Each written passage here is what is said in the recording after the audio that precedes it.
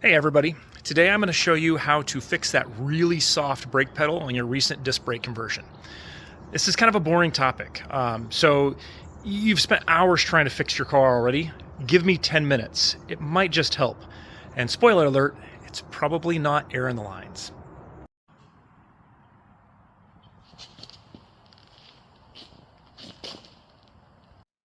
Alright, so this is what a normal disc brake conversion kit looks like. It's got a set of discs, it's got some calipers, it's got pads, it's got some adapter brackets, and maybe even some bearings for your hubs. Um, Not too uncommon. The one thing I'll note is that when you're looking at these kinds of kits, you don't necessarily know what car or what parts bin that they've pulled these from. And so we'll get to that very shortly. Now, this here is an example of what your typical brake system looks like.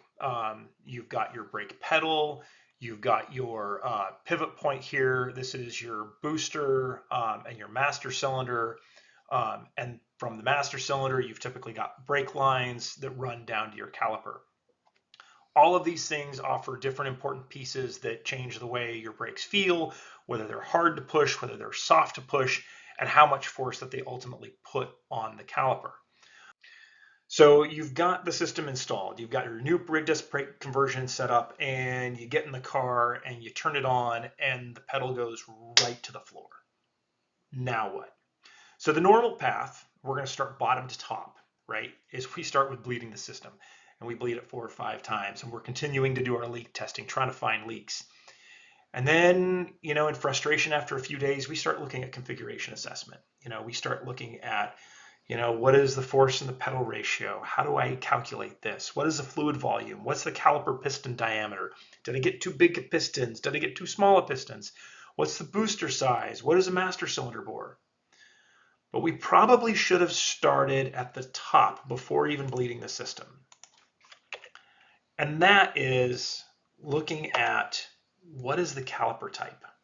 So the caliper type, there's a couple different kinds of calipers out there, and we're going to go into that. But like the caliper type in a lot of these kits is not matched, meaning that the caliper was actually designed for a different type of master cylinder. Or you could look at it from the perspective of the master cylinder was designed for a different type of caliper. So most of these kits are built from a parts bin. And so the steps start with modifying your brake pedal ratio. This usually means moving, where the piston that connects to your brake booster down or up somewhere along your brake pedal. It usually includes then installing an aftermarket dual diaphragm brake booster. These brake boosters are not always out of the parts bin for a specific car. In many cases, they're just kind of for the aftermarket industry. In many cases, they include a master cylinder from the mid-70s. Example, a 1975 Corvette master cylinder, because Corvette sells, right? These master cylinders were designed for non-low drag calipers. We'll get into that later. And they'll come with what they call a metric caliper. And the reason for metric caliper is, well, they're cheap and they're readily available, and they were mass produced throughout the 80s, which is more recent than the 70s. And this is your 2.9-inch caliper. They're designed for quick take-up master cylinders. Easy way to figure out which one you have. If you have a 10 millimeter wrench on your bleeder valve, you have metric calipers. You can probably fast forward now. So in this slide here, you can see 3 different pictures, right? We've got a picture over here of a brake caliper. Doesn't matter if you have a early 70s or early 80s caliper, whether it's a non-low drag or a low drag caliper. These things are indistinguishable. If you don't believe me, there is a PDF I've got here at the bottom of the slide, because you can't click on it in YouTube. I'm going to put a link here in the video. But these calipers, you can't tell the difference between them without actually taking them apart. However, the one way you can tell is the bleeder valve on a metric caliper is a 10 millimeter. So that's the easy way to tell if you've got one of these low drag calipers. On the bottom here, we see 2 different master cylinders. One is a traditional, this is early 70s Corvette, 1 1/8 inch bore master cylinder. On the other side, we see a stepped master cylinder. This has got a 1.5 inch bore right through here, and it's got a 1 1/8 inch bore throughout the rest. And what that does is that when you start to push your foot on the brake, that beds your brake pad up against the disc. That starts it.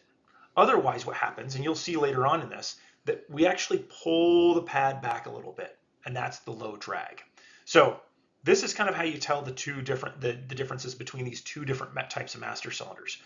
More than likely what you've got is, if you bought a kit, you have this early 70s non-low drag master cylinder, and you have these early 80s these early 80s low drag designed calipers.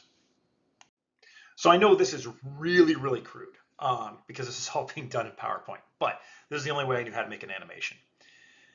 And what I'm trying to do here is show you why or what's going on here. So if we look here, we can see the master cylinder and the booster, right? Imagine this is the master cylinder, and this is fluid going all the way out to the caliper, and this is the piston in the caliper, and this green area right here, this is the piston face, right?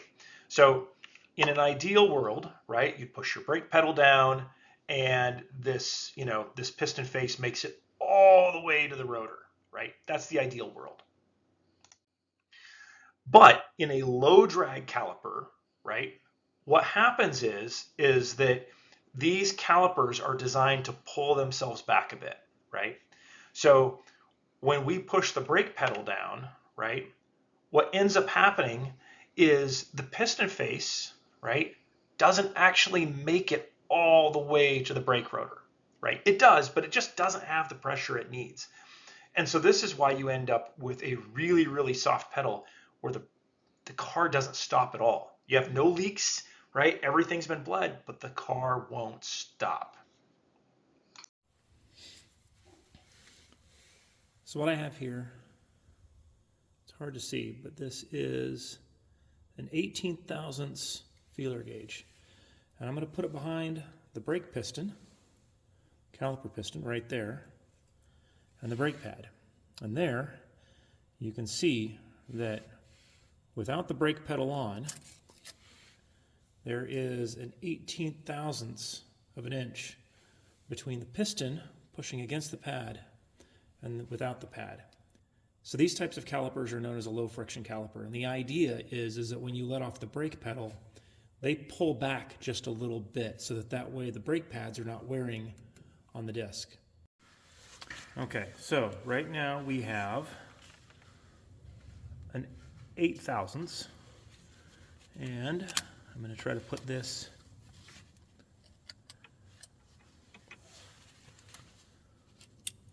there. It barely slides in. It's a little looser on the other side. I can still turn, but it's much stiffer, and we're nowhere near 20 thousandths or even 18. Okay, so what we're looking at here is kind of a cross-reference across the parts bin and where parts have been pulled from. On the top, we've got a 1970 Buick GS. In the middle, we've got a 1970 Corvette. And in the bottom, we've got a 1985 K5 Blazer. Highlighting, right, our master cylinder for our typical kit came from this 75 Corvette. It's got a 1 or a 1 1/8 inch bore. It did vary depending on the Corvette you bought, right? It was designed for a set of standard calipers, which is good, right? But it wasn't designed for the calipers that you've got on your car. It's probably still okay. I mean, if you want to move towards Corvette calipers of that era, go for it. I think it'll probably work. But what was shipped is likely a set of low drag calipers from a 1985 K5 Blazer, right? And if you look to the left a little bit, you'll note that this is a stepped master cylinder. On the top, we've got a very similar bore to the Corvette, 1970 Buick GS. It's a 1 1/8 inch bore master cylinder. Came with single piston floating calipers. They look exactly the same as your metric caliper. And again, they're indistinguishable other than the bleeder screw, right? Piston area is the same, piston diameter is the same, even the pin span is the same.